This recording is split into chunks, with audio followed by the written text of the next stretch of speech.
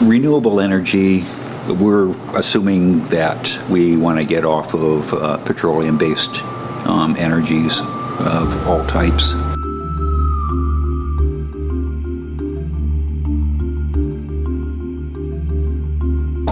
Talking about solar on solar rooftops, for instance, typically all that power comes in the summer, or the vast majority of it, which is at a time when we least need it. We need it in the winter. So this is, I believe, unique for pumped hydro systems in that it'll have enough storage to save that energy for the winter. And in other words, the ratepayer, if their roof is covered with solar, it would take all that energy, leave just enough to run the house, and then it would save the energy for the winter, and they use it back, they get it back then. So it's a giant battery.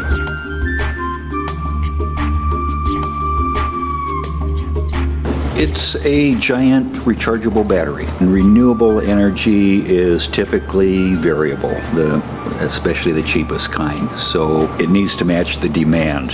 When everybody sits down at their TVs and turn on the football game all at the same time, the power has to ramp up to match that. So renewable energy typically doesn't, or simply doesn't, but the battery does.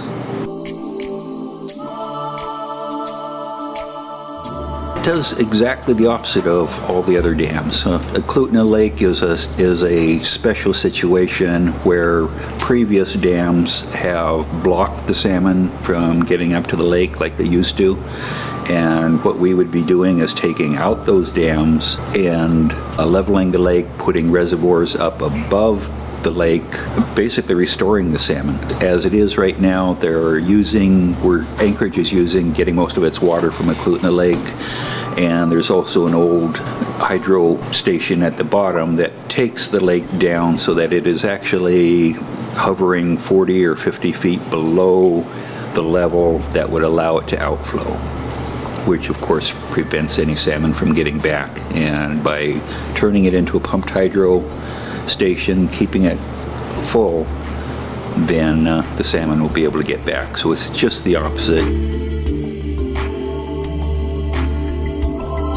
Well, it depends on how big we have to make it. Now it could be expanded to the point where it would cost $3 or $4 billion in order just for the Eklutna complex. But it would start out with just 20 million, and it would be fully functional with something like $700 or $800 million, which is not bad. I think the Rail Belt Utilities recently installed about $1,500 million worth of assets, and this would replace those and then some. I'm assuming we're using all the energy. The bigger it gets, the lower the ratepayers' bills will be. Because at every stage, it'll be replacing more expensive energy with less expensive energy.